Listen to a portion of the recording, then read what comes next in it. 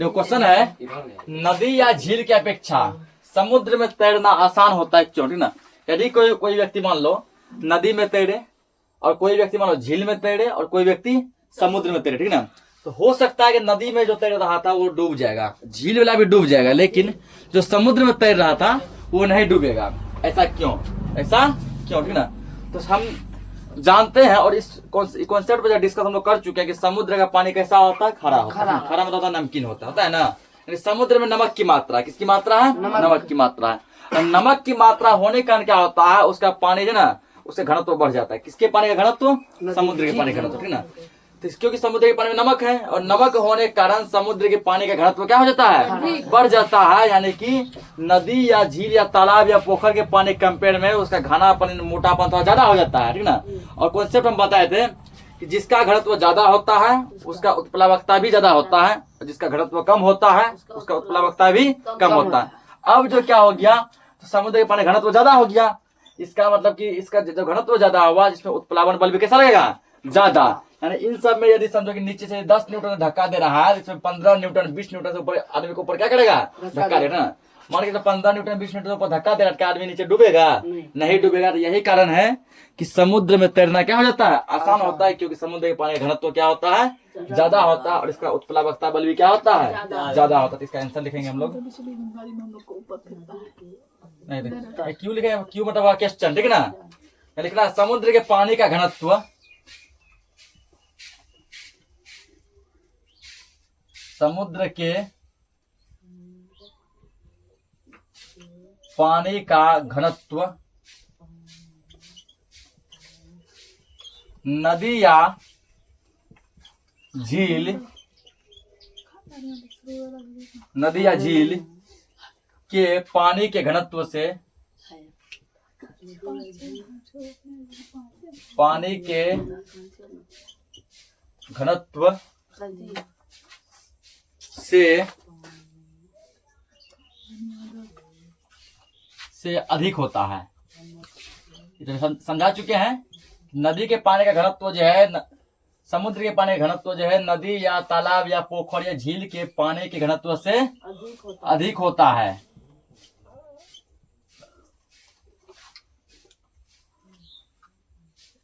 अधिक होता है।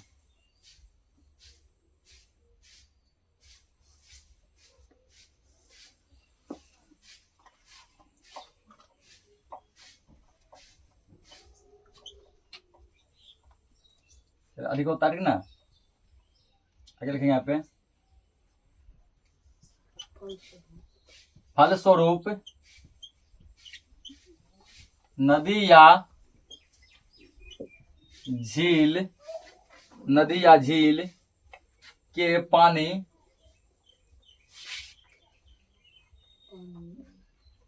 ऐसे में फलस्वरूप समुद्र के पानी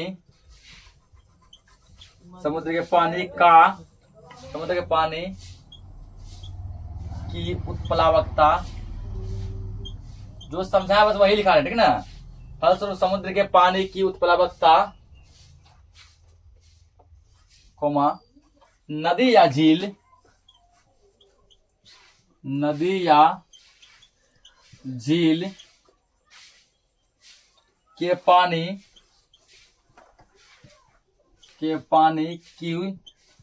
की उत्प्लावकता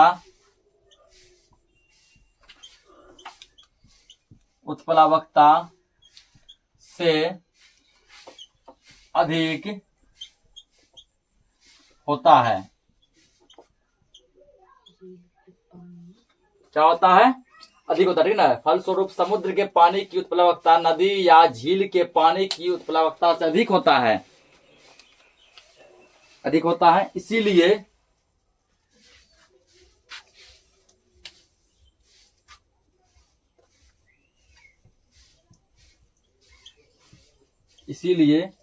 समुद्र के पानी में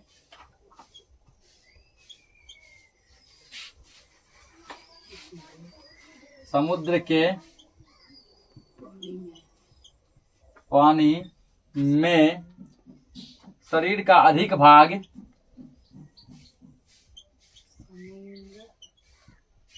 अधिक भाग पानी से ऊपर रहता है। पानी से ऊपर रहता है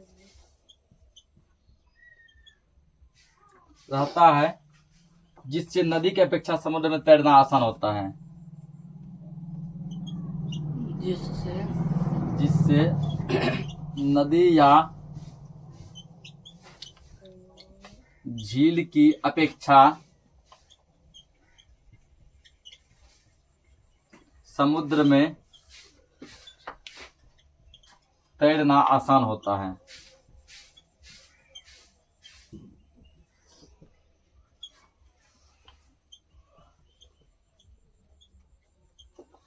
तो क्या बताएगा कि समुद्र के पानी का घनत्व जो है नदी या तालाब के पानी के घनत्व से क्या होता है, अधिक होता है। नदी या तालाब के पानी से अधिक होता है।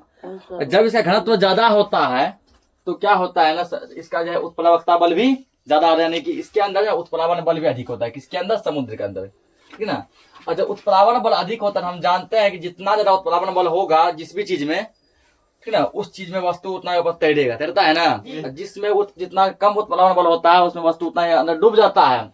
तो समुद्र में उत्प्लावन बल ज्यादा है, जिससे जो भी आदमी तैरता है ना उसके शरीर को ऊपर रखता है ना। ऊपर समुद्र क्या करता है, उसको धक्का देके ऊपर रखता है और वह आदमी बड़े ही आसानी से समुद्र में क्या करता है, तैरने लगता है। नोट करो इसको।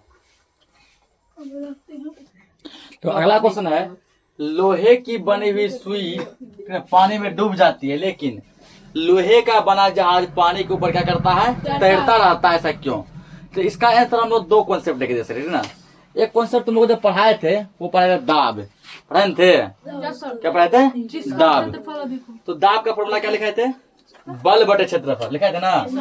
दाब बराबर लिखाए थे बल बटे में क्षेत्रफल। इसे बताए थे जिसका क्षेत्रफल जितना ज्यादा होगा उस पर दाब उतना ही कम लगेगा ना। जिसका क्षेत्रफल जितना कम होगा उस पर दाब उतना ज्यादा लगेगा। इसको मद्देनजर रखते हुए भी हम जो इस सवाल का जवाब दे सकते हैं कि चूंकि सुई का क्षेत्रफल यानी एरिया यानी जगह, सुई कितना जगह छेकेगा, सुई से इतना मात्र नाम वाला जगह छेकेगा ना, एक नाखून के मोटाई के बराबर सुई जगह छेकेगा, ठीक। तो सुई का क्षेत्रफल बहुत ही कम है, जिसके कारण इसका दाब क्या होता है, अधिक होता है। और दाब अधिक होने के कारण सुई पानी में डूब जाती है। जबकि जहाज का क्षेत्रफल बहुत ज्यादा होता है, ठीक ना। और हम जानते हैं कि जिसका क्षेत्रफल ज्यादा होगा उसमें दाब क्या होता है, कम लगता है। और जिसका क्षेत्रफल कम होगा उसमें दाब क्या लगता है, ज्यादा, ठीक ना। तो जहाज का क्षेत्रफल ज्यादा होता है जिसके कारण उसमें दाब क्या लगती है, कम लगती है। और यही कारण है कि जहाज पानी के ऊपर तैरता रहता है, ठीक ना। तो इस चीज को भी मद्देनजर रखते हुए हम जो है इस सवाल का जवाब दे सकते हैं, ठीक ना। और या फिर हम लोग अभी जिस फॉर्म में जो है पिछले वाले सवाल का जवाब दिए, उत्प्लावन बल को देखते हुए, उत्प्लावन बल को मद्देनजर रखते हुए भी क्या करते हैं, इसका जवाब दे सकते हैं, ठीक ना। तो उत्प्लावन बल यहाँ पाठ है तो उसी को मतलब मद्देनजर रखते हुए उसका जवाब देंगे। इसका आंसर लिखना है, ठीक ना। क्या लिखेंगे उत्तर में, लिखना है कि लोहे की सुई का भार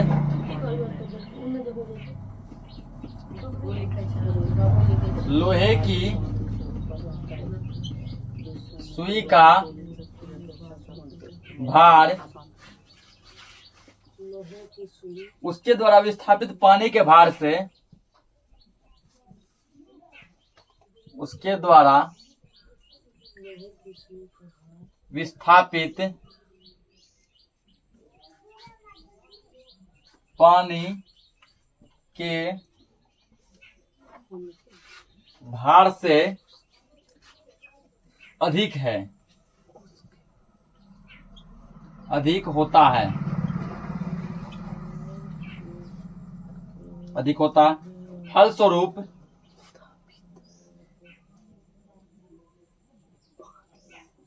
अधिक होता है, जिससे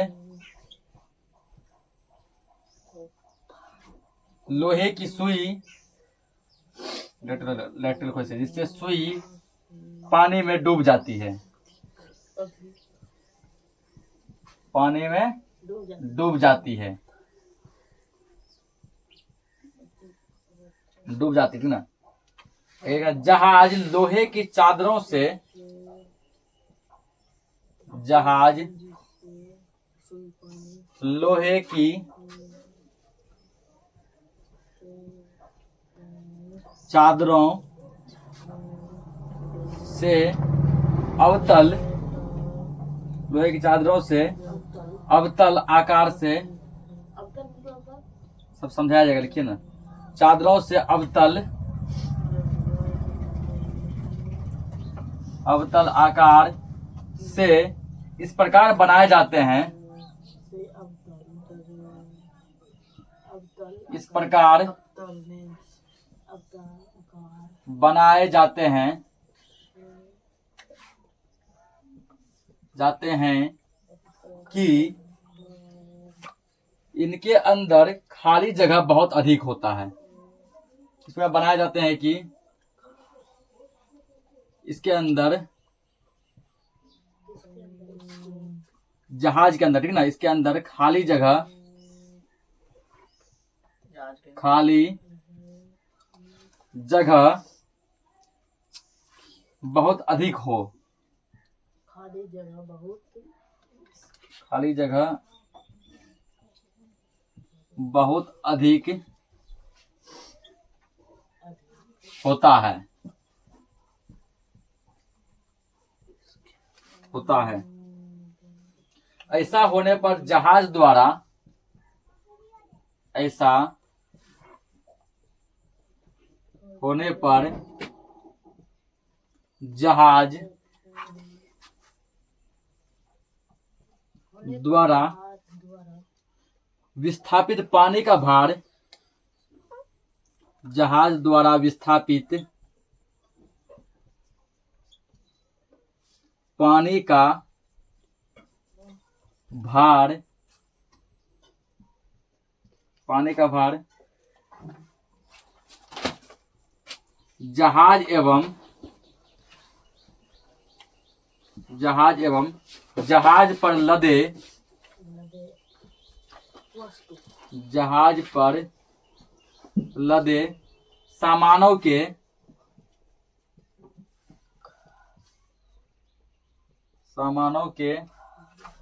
भार से अधिक होता है, भार से जहाज एवं जहाज पर लदे सामानों के भार से अधिक होता है।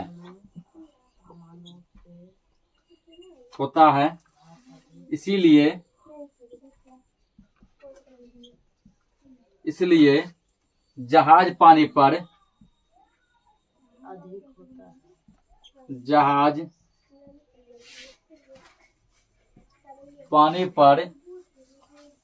तैरता रहता है,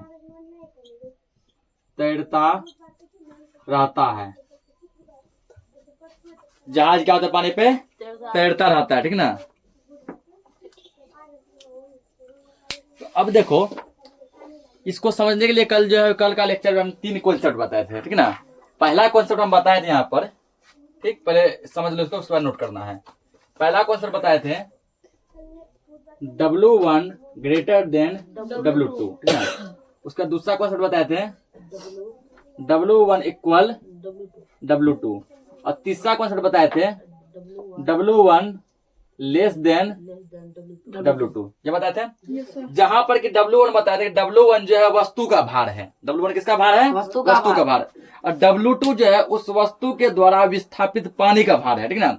उस वस्तु द्वारा विस्थापित क्या है? पानी का भार है, ठीक। तो अब यहाँ पे बताया गया था, यदि जो है वस्तु का भार है W1, उसके द्वारा विस्थापित पानी के भार से ज्यादा हो जाता है तो वस्तु डूब जाती है, जानते हैं।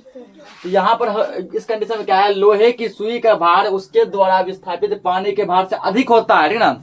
यानी कि सुई हो गया वस्तु, और वो जितना पानी विस्थापित किया उससे क्या है, उसका भार ज्यादा है, जिसके कारण की सुई पानी में क्या होती है, डूब जाती है। सब कॉन्सेप्ट हम लोग पढ़े हैं ना। दूसरा क्वेश्चन बताए थे, यदि वस्तु का भार और उसके द्वारा विस्थापित पानी का भार दोनों क्या हो, इक्वल हो, उस कंडीशन में वस्तु ना तो पूरा डूबता है, ठीक ना ही पूरा ऊपर सतह पे रहता है, वो पेंदी और सतह के बीच में ऐसे तैरता रहता है। ये बताते ना। और तीसरा क्वेश्चन बताए थे, यदि यदि वस्तु का भार क्या होता है, ठीक है ना, वस्तु का भार उसके द्वारा विस्थापित पानी के भार से कम होता है। क्या होता है? कम होता है। इस कंडीशन में ना वस्तु ऊपर की ओर तैरता रहता है। ठीक, अब यहाँ देखो, जहाज लोहे की चादरों से अवतल आकार से इस प्रकार बनाए जाते हैं कि इसके अंदर खाली जगह बहुत होता है। ठीक ना, जहाज इस प्रकार बनाया जाता है, जहाज के ऊपर तो खाली जगह होता ही है जिस पर कि व्यक्ति बैठते हैं ना, जहाज के अंदर भी खाली जगह होता है। कभी तुम नाव को देखना या पानी में चलने वाले जहाज को देखना, ठीक ना, इसका खासियत क्या है, ये ऐसा बना होता है कि जैसे मान लो जहाज जैसे कोना से बना होता है ना, ये कुछ इस प्रकार से बना होता है।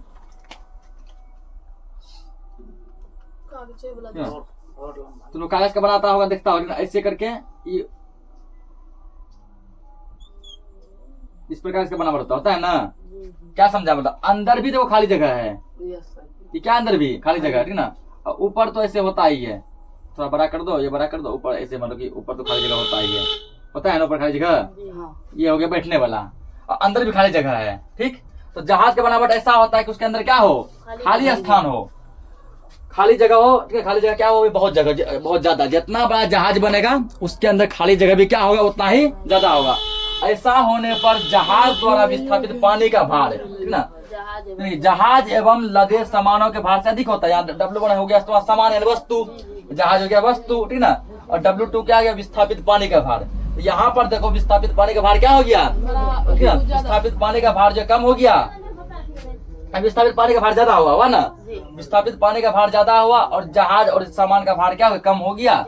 ऐसे कंडीशन में जहाज पानी पे तैरता रहता है। ये सब कॉन्सेप्ट हम लोग पढ़े हैं ना, कि जब जो है क्या होता है, जब वस्तु का भार कम हो जाता है विस्थापित पानी के भार से, उस कंडीशन में जो है वस्तु क्या करता है, उसके ऊपर तैरता है। नोट करो इसको। तो अगला टॉपिक है वो क्या है, घनत्व, यानी कि डेंसिटी। क्या है? डेंसिटी। ये टॉपिक हम लोग इसी चैप्टर में पहले भी पढ़ चुके हैं, पढ़े हैं ना, और यहाँ पर फिर से ये जो है रिपीट हो चुका है। घनत्व हम लोग फिर से पहले भी पढ़ चुके हैं, और यहाँ भी ये क्या हुआ है, आया हुआ है, ठीक ना। इसका पहले हम लोग डेफिनेशन लिखते हैं, फिर इसके बारे में हम लोग समझेंगे।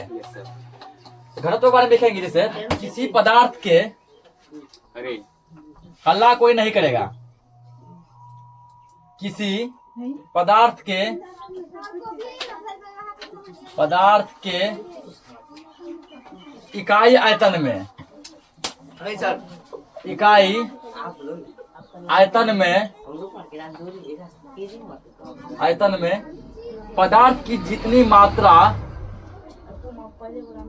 पदार्थ की जितनी मात्रा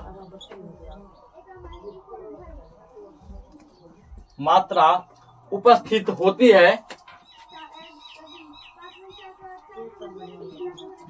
किसी पदार्थ के इकाई आयतन में पदार्थ की जितनी मात्रा उपस्थित रहती है उसे उस पदार्थ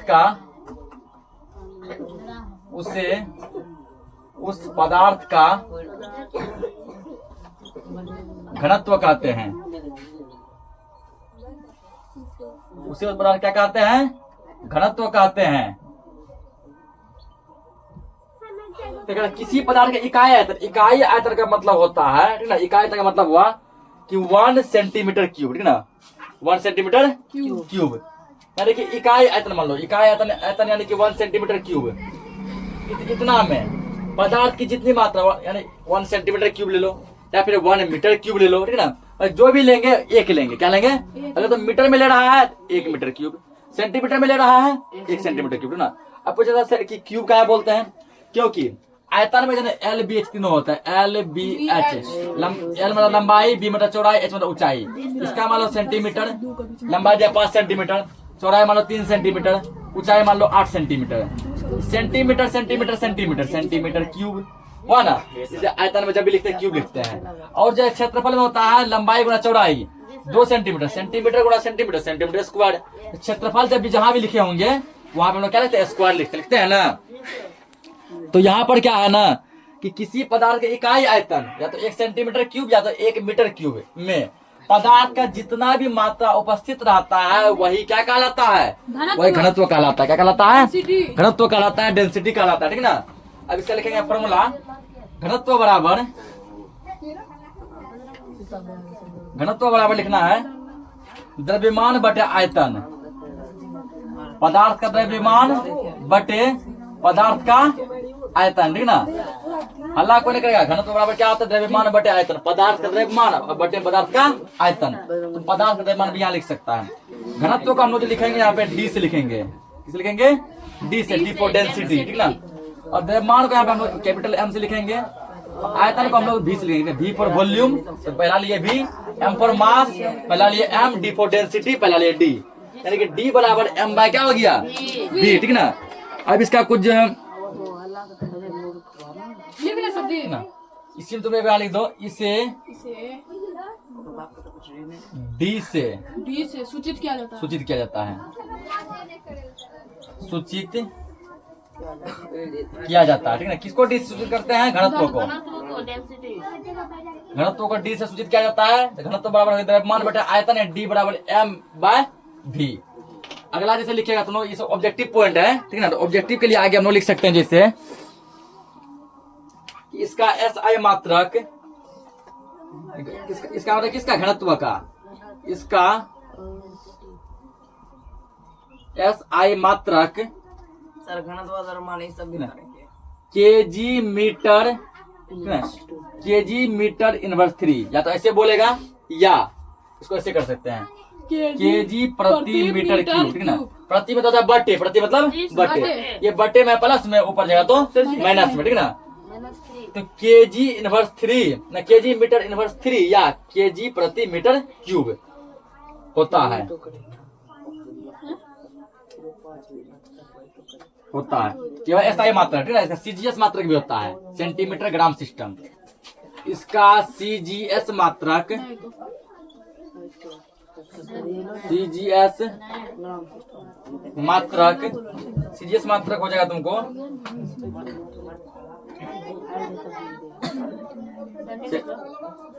सीजीएस मात्रक होगा इसका gram centimetre inverse 3, gram centimetre inverse 3, या इसको बोले ग्राम प्रति सेंटीमीटर क्यूब, ग्राम प्रति सेंटीमीटर क्यूब ये होता है। अगला अगला लिखना है, ठीक ना, कि इसका यह एक अदिश राशि है। घनत्व क्या है? घनत्व एक अदिश राशि है, घनत्व एक अदिश राशि है। आगे लिखना है इसे पॉइंट,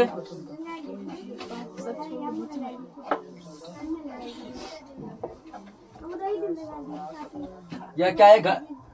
अदिश राशि है, इतना नाम इसको नोट करो। फॉर्मूला नीचे में लिख सकते हैं।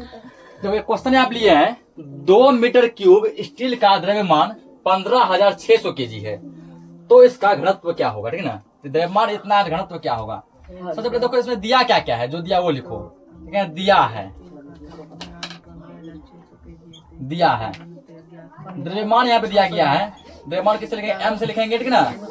एम दिया गया हमको, कितना दिया गया? 15,600 केजी द्रव्यमान दिया है। उसके बाद हमको यहाँ पे आयतन दिया गया है, आयतन बोलेंगे भी से, यानी वॉल्यूम। ये दिया गया 2 मीटर क्यूब, ठीक है। जहां भी क्यूब लगा रहे हैं समझ ना वो क्या है? आयतन है। हमको निकालना क्या? घनत्व निकालना है ना। इसीलिए घनत्व बराबर द्रव्यमान बटे में आयतन बटे आयतन। अब यहाँ द्रव्यमान कितना दिया गया है? द्रव्यमान दिया 15,600 बटे आयतन दिया गया 2, ठीक ना। कटाओ इसको, ये कटेगा 2 सते 14, 1 पर 6, 2 8 16 डबल 0, ठीक ना। 7,800। ऊपर क्या क्या है? केजी है, केजी, ये ऊपर जाएगा मीटर इनवर्स 3, ठीक ना। या फिर केजी प्रति मीटर, केजी प्रति मीटर क्यूब भी कर सकता है। ये इसका क्या हो गया? आंसर हो गया, नोट करो इसको। तो अगला टॉपिक है वो क्या? आपेक्षिक घनत्व, रिलेटिव डेंसिटी। इसका जब भी हम लोग काउंट डाउन करते हैं वो पानी के घनत्व से, किससे करते हैं? पानी का। अगर मान लो लोहा का घनत्व निकालना है तो हमको पानी का घनत्व पता होना चाहिए। प्लास्टिक का घनत्व निकालना है तो भी पानी का पता होना चाहिए, ठीक ना। या फिर जो है कोई ठोस बर्फ का घनत्व निकालना है, पानी का पता होना चाहिए। इस बोर्ड का घनत्व निकालना है, पानी का घनत्व पता होना चाहिए। ओवरऑल किसी भी चीज का अपेक्षिक घनत्व निकालने के लिए हमको किसका घनत्व मालूम होना चाहिए? पानी का घनत्व मालूम होना चाहिए, ठीक है ना। इसके लिए हम लोग यहाँ पे करेंगे इसका डेफिनेशन लिखेंगे, किसी पदार्थ का घनत्व, किसी पदार्थ